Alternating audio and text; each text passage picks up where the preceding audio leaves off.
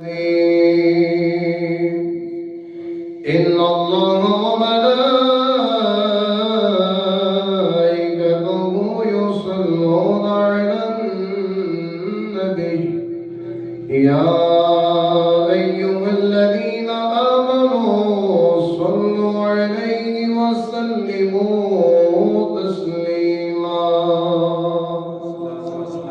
مل کے بابا وزیرت پڑھے الصلاة والسلام عليك يا رسول الله وعلى آلك وصحبك يا حبيب الله الصلاة والسلام عليك يا نبي الله وعلى آلك وصحبك يا رحمة للعالمين.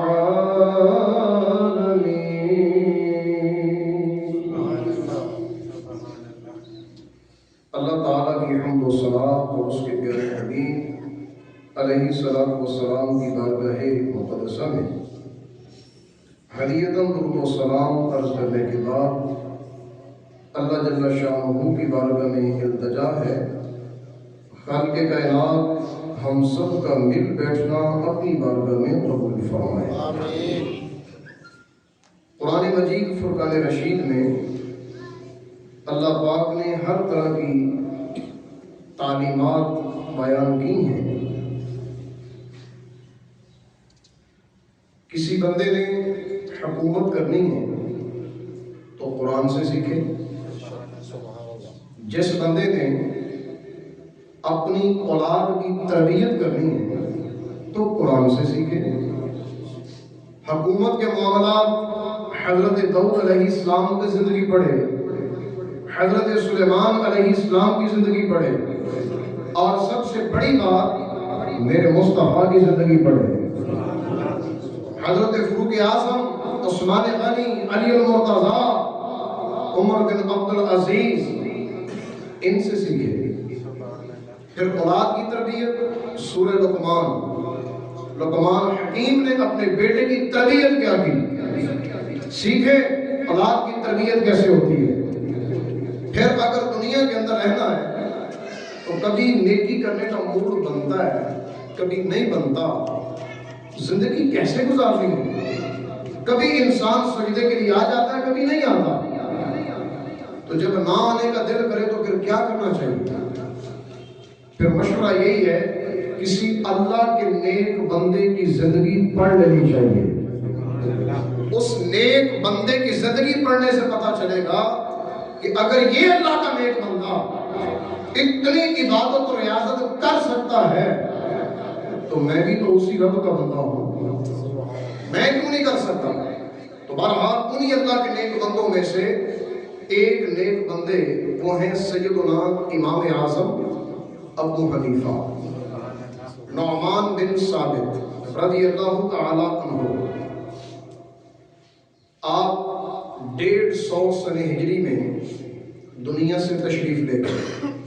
150 سنہ ہجری، ابھی 1444، تو 150 سنہ ہجری آج سے تقریباً 1200 سال پہلے دنیا میں ایک بندہ تھا جس کو اللہ پاک نے علم بھی عطا کیا، قرآن کا حافظ بھی بنایا، قرآن کا مفتی بھی بنایا، مجتہد بھی بنایا، تقویٰ بھی عطا کیا، زہد بھی عطا کیا، دنیا کا مال بھی دیا، اولاد بھی عطا کی، حتیٰ کہ خود بھی عالم قرآن اور آپ کے بیٹے بھی عالم قرآن، خود بھی حدیث کے خادم اور آگے بیٹے بھی حدیث کے خادم. محبت مصطفیٰ اتنی کہ مدینہ شریف پہ پہنچے. دنیا بڑھی جاتی ہے، کہاں جا رہے ہو؟ عمرہ کرنے کے لیے. کدھر جا رہے ہو؟ حج کرنے کے لیے.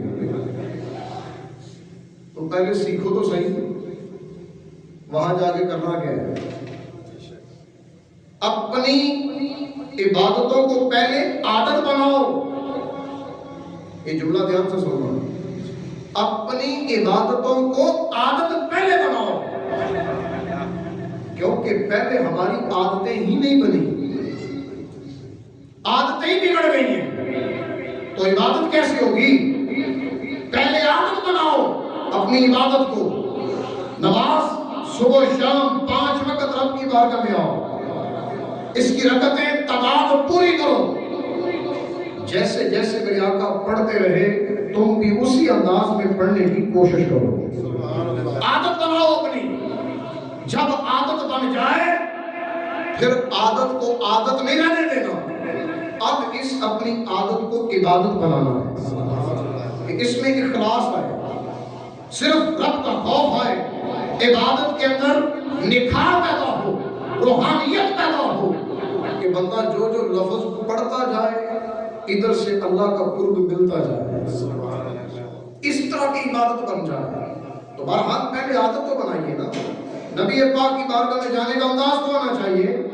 امام اعظم رحمۃ اللہ علیہ گئے اور جا کر حضور کی بارگاہ میں کھڑے ہو کر کہتے ہیں السلام علیکہ یا سید المرسلین، اے سارے رسولوں کے سردار آپ پر سلام ہو۔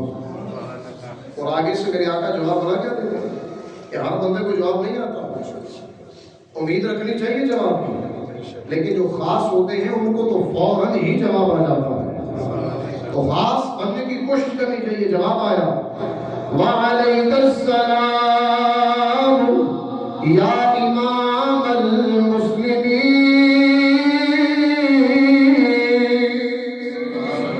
اے مسلمانوں کے امام تم پر بھی سلام ہو۔ تو جن کا نبی پاک کی بارگاہ میں اتنا مقام ہے، پھر کیوں نہ ان کو نبی پاک علیہ السلام ہی رہنمائی عطا فرمائے۔ تو بہرحال امام اعظم ابو حنیفہ رحمۃ اللہ علیہ، اللہ پاک نے آپ کو اتنی عظمت سے نوازا ہے، سینکڑوں ہزاروں احادیث مبارکہ کے حافظ ہیں، بلکہ لاکھوں حدیثوں کے حافظ ہیں، زبانی یاد تھی۔ دنیا کہتی آپ نے کوئی کتاب نہیں لکھی، تو یقیناً حدیث کے موضوع پر کتاب نہیں لکھی، کیوں؟ اس وقت لکھنے کا رواج کم تھا، زبانی یاد کرنے کا رواج زیادہ تھا۔ ملا جیون انڈیا کے اندر ان کا مزار شریف ہے، ملا جیون نام ان کا ہے، احمد مشہور ہے ملا جیون، کتاب لکھی ہے نور الانوار، درس نظامی کے نصاب کے اندر شامل ہے، علماء عالم بنتے ہیں یہ کتاب پڑھ کر۔ تو ملا جیون لکھتے ہیں اس کتاب میں امام اعظم کی حدیث کا مقام دیکھنا، ایک حدیث ہوتی ہے صحیح، ایک حدیث ہوتی ہے موضوع، ایک حدیث ہوتی ہے ضعیف، ایک حدیث ہوتی ہے حسن، ایک حدیث ہوتی ہے حسن لغیری ہی، ایک لذاتی ہی۔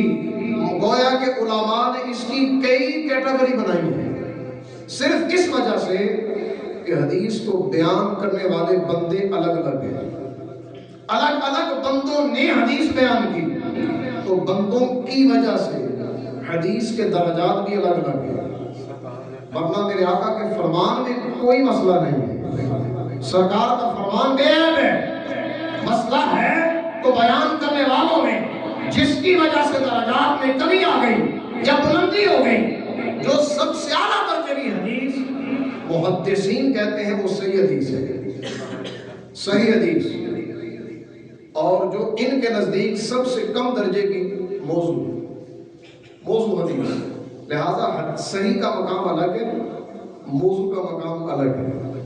امام اعظم رحمۃ اللہ علیہ کو خواب آیا کہ آپ نبی پاک صلی اللہ تعالی علیہ وسلم کی مبارک ہڈیاں جدا کر رہے ہیں، الگ الگ کر رہے ہیں، ادھر کی ادھر رکھ رہے ہیں، ادھر کی ادھر رکھ رہے ہیں۔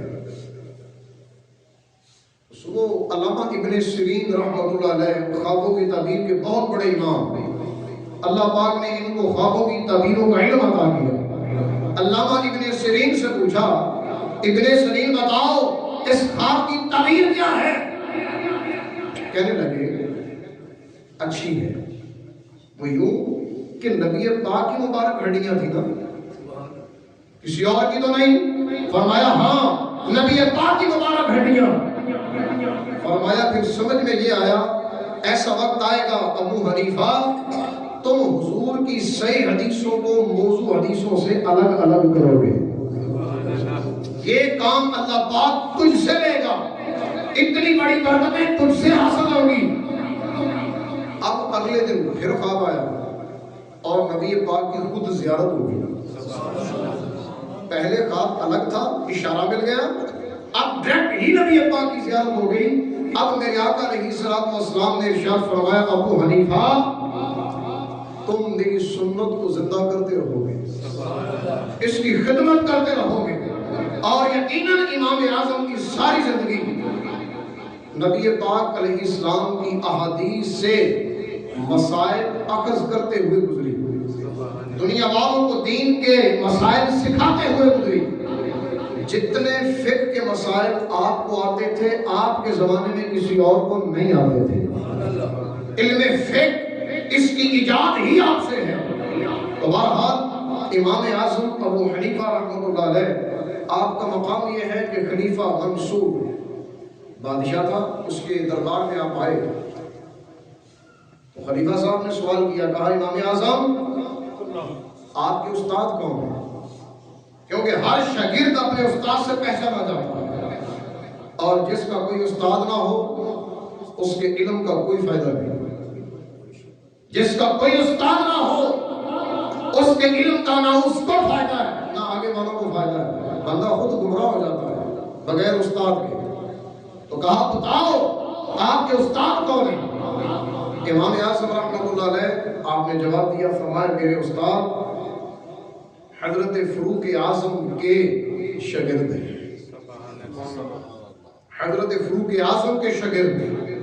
پھر کہا علی المرتضیٰ کے شاگرد، کیونکہ شاگردوں نے اپنے استاد علی المرتضیٰ سے سیکھا اور میں نے علی المرتضیٰ کے شاگردوں سے سیکھا، شاگردوں نے فاروق اعظم سے سیکھا اور میں نے فاروق اعظم کی نسبت کا یہ بھی کمال لیا۔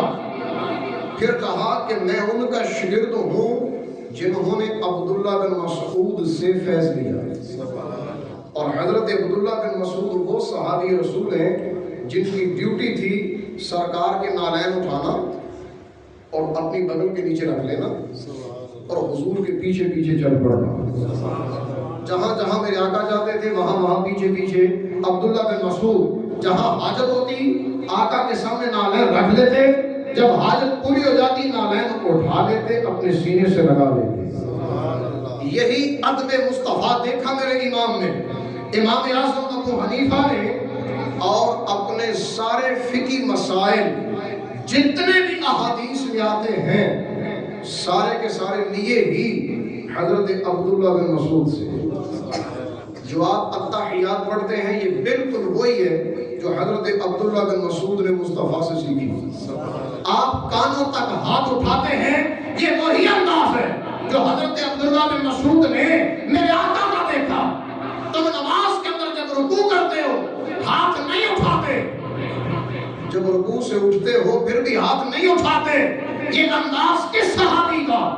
حضرت عبداللہ بن مسعود کا۔ پھر تم جو دعائے قنوت پڑھتے ہو کبھی رکوع میں پڑھی نہیں پڑھی، کیوں کہ یہ انداز ہے سیدنا عبداللہ بن مسعود کا، رکوع میں نہیں پڑھی جاتی، دعائے قنوت وطروں میں پڑھی جاتی ہے، دعائے قنوت وطروں میں رکوع میں نہیں، ورنہ امام شافعی کا مذہب کے مطابق رکوع میں بھی پڑھی جاتی ہے فجر کی 2 رکعتوں میں۔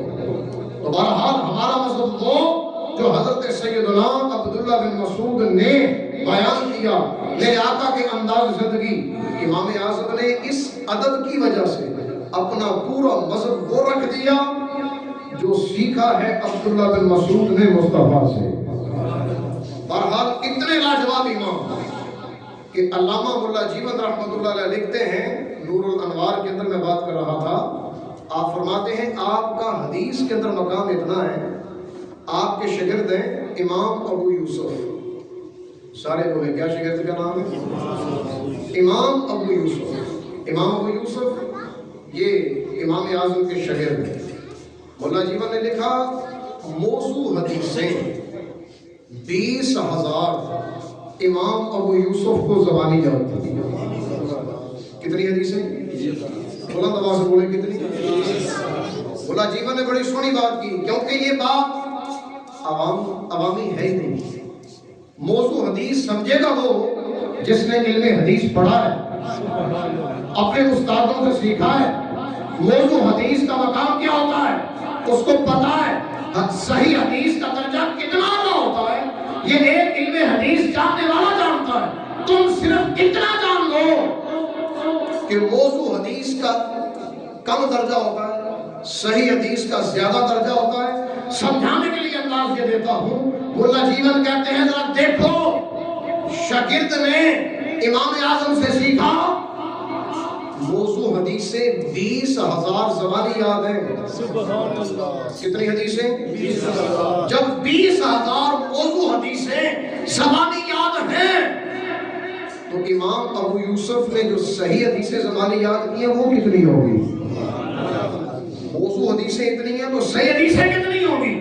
جب شاگرد کا یہ عالم ہے تو شاگرد کی زندگی بتاتی ہے کہ امام اعظم کو تو پھر لاکھوں حدیثیں زبانی یاد ہیں، لاکھوں حدیثیں زبانی یاد. پھر حدیث کے اندر سب سے اعلیٰ درجہ اس حدیث کا ہوتا ہے جس کا نام ہے سنائیہ. بولے ذرا کیا ہے؟ میں حدیث کی کتاب سامنے رکھی ہے، میں بتاتا ہوں کیسے، بالکل آسان لہجے میں. یہاں سے بھی پتہ چل جائے گا کہ حدیث کے درجات کیا ہے، کون سی حدیث اعلیٰ درجے کی ہے. آپ کے سامنے بیان بھی کروں گا. سب سے اعلیٰ حدیث سنائیہ درجے کی ہے. بولیے ذرا کون سا درجہ؟ سنائیہ. سنائیہ کہتے ہیں اول ثانی، اول 1 ثانی 2. سنائیہ 2. جس حدیث کے 2 راوی ہوں اس حدیث کو کہتے ہیں سنائیہ. 2 راوی پھر امام اعظم. اور میرے پاس کتاب ہے مسند امام اعظم. مسند امام اعظم یہ امام بخاری کی صحیح بخاری سے پہلے کی لکھی ہے اور اس کا درجہ بھی امام بخاری کی صحیح بخاری سے زیادہ ہے.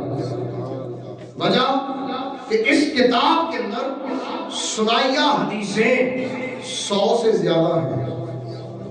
کتنی؟ 100 سے زیادہ. 100 سے زیادہ. امام بخاری نے جو بخاری لکھی اس بخاری کے اندر سنائیہ حدیثیں 12 سے 14 ہیں. کتنی؟ 12 سے 14. اور یہاں کتنی؟ 100 سے زیادہ. تو علماء جو حدیث کے بڑے بڑے علماء ہیں ان کے نزدیک سب سے اعلیٰ درجے کی حدیث وہ ہوتی ہے جو سنائیہ درجے کی ہو. کیوں؟ وہاں فاصلہ کم ہے، مصطفیٰ تک پہنچنے کا فاصلہ کم ہے. تو جتنا فاصلہ کم ہوگا اتنا اس حدیث کا درجہ زیادہ ہوگا. اب پڑھو سنائیہ درجے کی حدیث کیا ہوتی ہے.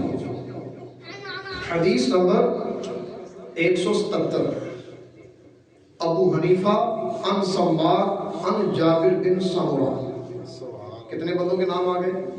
3. امام اعظم خود بیان کرتے ہیں سماک سے اور سماک بیان کرتے ہیں حضرت جابر سے. تو درمیان میں 2 بندے ہوئے اور حضرت جابر ڈائریکٹ صحابی رسول ہیں. تو حضرت جابر کہتے ہیں قال کان النبی اذا صلى الصبح لم يبرح عن مكانه حتى تطلع الشمس وتبيض. حضرت جابر کہتے ہیں کہ نبی پاک علیہ السلام جب صبح کی نماز پڑھتے، یہ حضور کا عمل ہے، جب صبح کی نماز پڑھتے تو اپنی جگہ سے ادھر ادھر نہیں ہوتے تھے.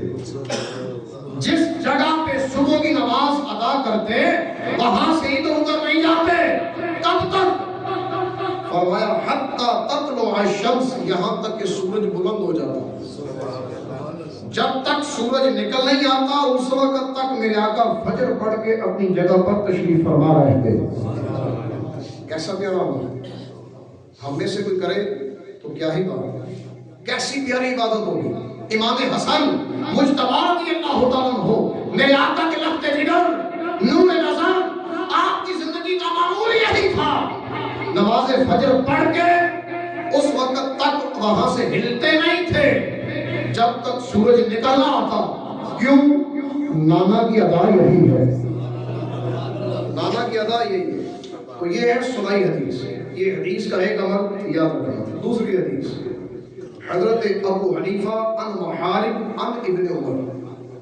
इब्ने उमर, आपने कहा था कि मैंने उमर फारूक के शागिर्दों से सीखा है, तो उमर फारूक के शागिर्द हैं आपके बेटे अब्दुल्ला बिन उमर, और यहाँ पर अब्दुल्ला बिन उमर से रवायत है। मुहारिब एक, अब्दुल्ला बिन उमर दो ही रावी।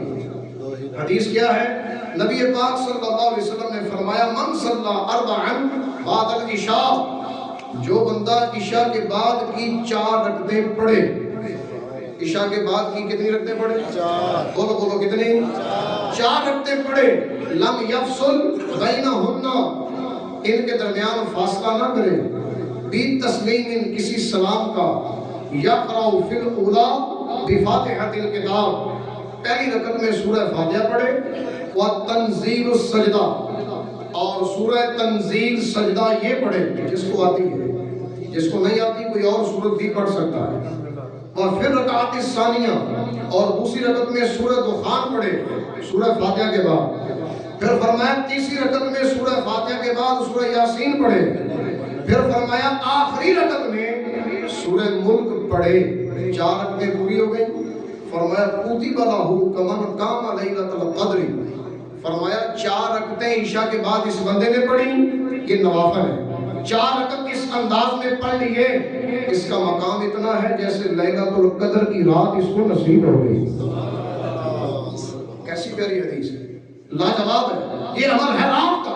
और इधर कुरान में रब क्या कहता है? वल्लज़ीना यबीतूना लिरब्बिहिम सुज्जदन व क़ियामा, फरमाया रहमान के बंदे वो हैं जिनकी रातें कभी सजदे और कभी क़याम के अंदर गुजरती हैं। तो बताइए, 2 हदीसें मैंने आपके सामने रखी। 2 हदीसें जिस इमाम ने बयान की, क्या उनका अपना अमल ऐसा नहीं होगा? 40 साल ईशा के वुज़ू से फजर की नमाज अदा की। कहना सौखा है, करके दिखाना औखा है। और तकवा इतना कि आपको पता चला कि आपके मोहल्ले में किसी की बकरी गुम हो गई है, बकरी गुम हो गई। तो आपने एक बकरियां चलाने वाले से पूछा कि बकरी कितने साल तक जिंदा रहती है? कहा 7 साल तक। और आपने 7 साल तक किसी बकरी का गोश्त नहीं खाया। कि कहीं ऐसा ना हो कि किसी की जो गुमी हुई बकरी है किसी ने वो अनजाने में पकड़कर ज़बह की हो, फिर उसका गोश्त नाजायज मेरे पास आ जाए। इतनी एहतियात दुनियावी मामले के अंदर जिस बंदे की हो, हदीस के अंदर कितनी एहतियात करता होगा, कुरान पर अमल करने के अंदर कितनी एहतियात करता होगा। ऐसे इमाम के मुतल्लिद हैं हम, ऐसे इमाम के पीछे हम चलते हैं। ऐसा मकाम मर्तबा दुनिया के अंदर अल्लाह पाक ने ऐसे ऐसे प्यारे बंदों को अता किया है। अल्लाह पाक उनके मिज़ार पे अपनी करोड़हा रहमतें नाज़िल फरमाए। व आखिरु दअवाना अल्हम्दुलिल्लाह।